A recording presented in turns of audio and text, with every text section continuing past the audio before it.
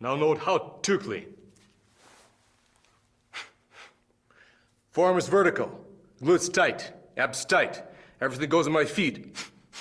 Springy energy. Springy energy. You're ready to blast off. Comrade, here's the technique that will teach you how to press right. Stand inside the doorway and put your hands up. Your hands should be slightly above your head, so you may have to stand on a box. Then push up against the bar. Notice that your shoulders don't feel too good, your elbows don't feel too good, even your back. No, it doesn't feel good at all. Now let's try it a different way. This time, let's try to push yourself away from the bar. And at the same time, make sure you keep your kneecaps pulled up, glutes very tight, so your body's not going to collapse under. So, you pull up your kneecaps, you tense the glutes, now you push yourself away from the bar. Something very different is happening. This is very, very interesting. Breathe shallow as you do that. Notice how much stronger you suddenly feel. Notice that your shoulders feel good. See, they come in the sockets, and the lat is firing. It's very important that when you press a weight, you always use your lat. You always press from the lat. When you do a get up, press from the lat. Press from the lat. But let's try this again. So you're here, inhale, then breathe shallow, pull up your kneecaps, tense up. In fact, grip the ground with your toes. Pull up the quads, tense the glutes, tighten your abs.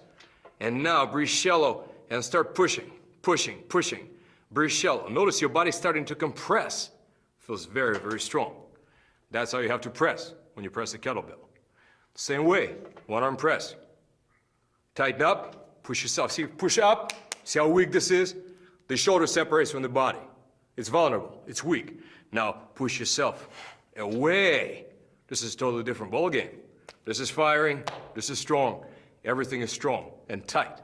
It's like you're trying to wedge yourself between the kettlebell and the ground. Comrade, the groove of the kettlebell press is circular. So you press it out to the side, keeping the forearm vertical, and then bring it back close to your head. You see the elbow locks on the top. It's very important. So it's a circular movement. It goes out to the side, and it locks right here. See, the biceps gets really close to your ear on the very top. It's a circular movement. One more time, the forearm stays vertical. Don't try to press the kettlebell straight up. Press it out to the side, and then come back home. Don't forget to lock your elbow. Comrade, breathing, extremely important for your performance and safety. There are many ways to power breathe. The important point is that you do stay tight whenever your body is under stress. If you're pressing a kettlebell and you suddenly take a deep breath and relax, watch what's gonna happen. It's not gonna look good at all. So you're pressing the kettlebell, see, your body starts collapsing. This is very, very bad. Or you're right here, you decided to relax. Once again, your back becomes in danger. What you need to do is you need to stay tight. You can breathe if you want, but you gotta breathe as some karate practitioners say, breathe behind the shield. Your abs must stay tight. Right now I'm tight, but I'm still breathing. And somehow find a way of breathing in sync with your movement. So breathe behind the shield. Don't ever, ever relax your air when your back is possibly vulnerable. Breathe behind the shield. Comrade, I'm gonna show you how not to lower your kettlebell. So here you are on the top of the press, and then you just kind of yield and relax to, hurts your shoulder. Not good at all. You gotta not yield to the weight. You gotta actively pull that weight down. Pretend that from here, you're either performing a one-arm chin or an elbow strike, where you pull very tight with the lat, very tight, and bring your elbow across the body. Looks like this. So here you are, and then you pull across your body. Load, press, pull with the lat, pull with the oblique, glutes very tight, press. That's how we do it. The task, the military press, the condition, the Gyrevik will clean a kettlebell and press it strictly overhead to lockout. The standard, number 1, pause motionless with the kettlebell erect long enough to make sure you will not be using momentum generated by the clean for the press. Number 2, press with your knees locked and with a minimal back and side bend.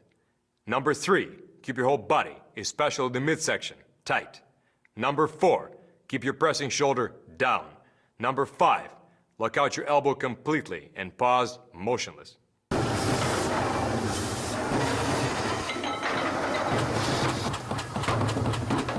Comrade, the snatch, the czar of the kettlebell lifts.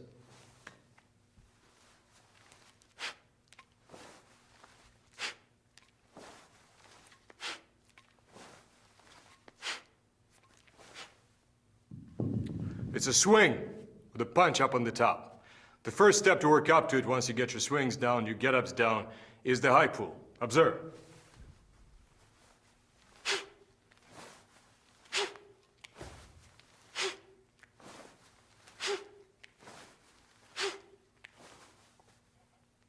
So what you try to do is you're driving to the top, extend the hips, lean into the kettlebell, and the kettlebell should become parallel to the deck. That's the high pull.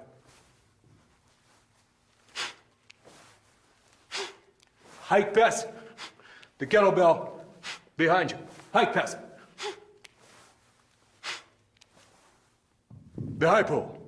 Comrade, the snatch is a 3-stage rocket. The first stage is the most powerful and the slowest. It's the hips. The second stage is the shoulder. When you yank your elbow back, your shoulder back, not your biceps. It's not as powerful, but it's quicker. Finally, the third stage is like a jab, your arm overhead. It jabs quickly, but it's got no power. By the time the kettlebell has reached your head, the kettlebell must be weightless. So observe.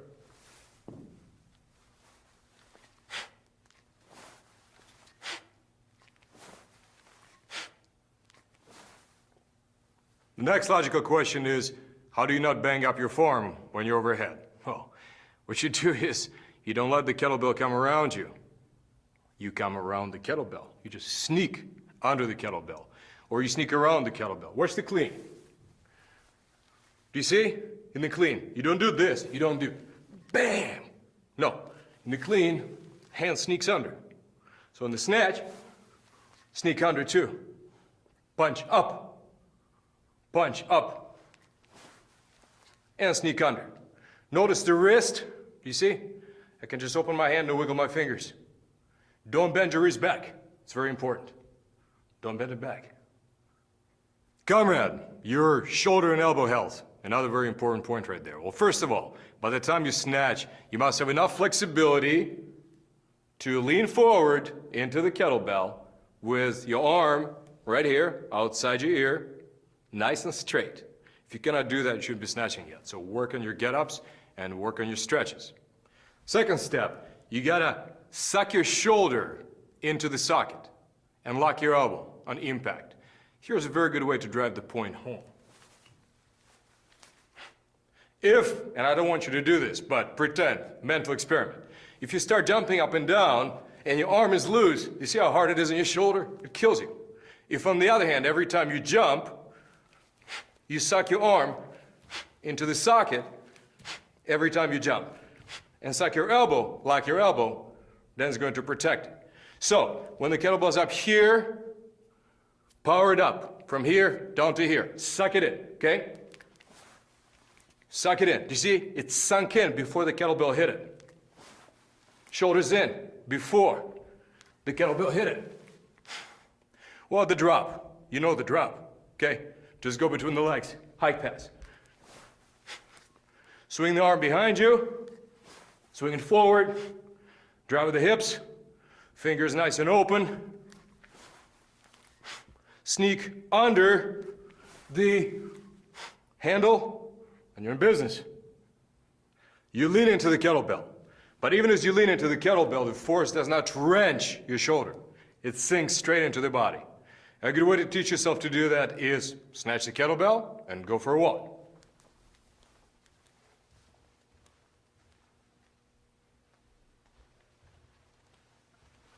Feel how it's sitting in the shoulder. And once again, drop the kettlebell, snatch it, go for another walk.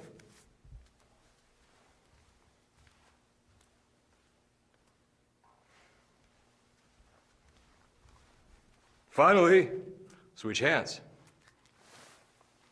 And keep on going. The snatch for the android work capacity and the pain tolerance of an immortal.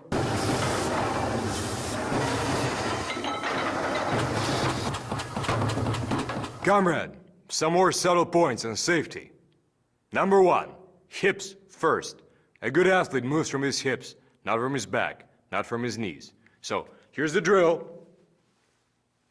Stick your hands in these creases right here, and just push. Try to separate the chin and your tailbone.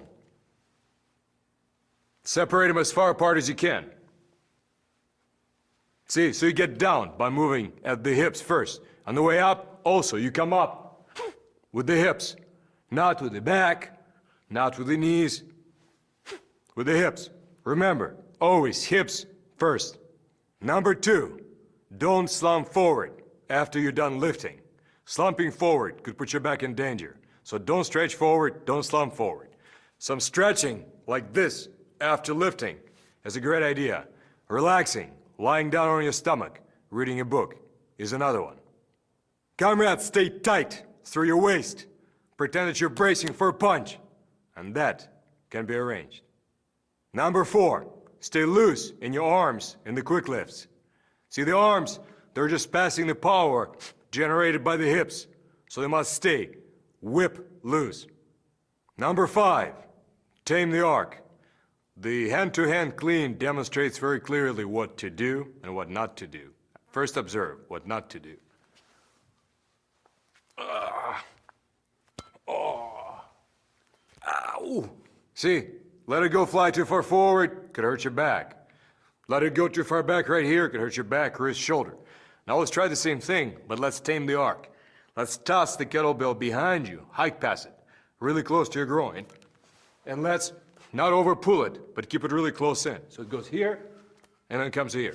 Goes here, comes here. The same thing whenever you perform your cleans, see, you tame the arc. Your snatches, everything. Tame the arc. Number 6, keep your shoulders in their socket. In fact, let's go to the pull-up bar. I'm gonna show you something. Comrade, when the kettlebell is overhead, you must keep your shoulder in the socket. When your arm comes up, when your shoulder comes up, it becomes very vulnerable. Think about it. If you make the shoulder a part of your body, how much stronger it's going to become.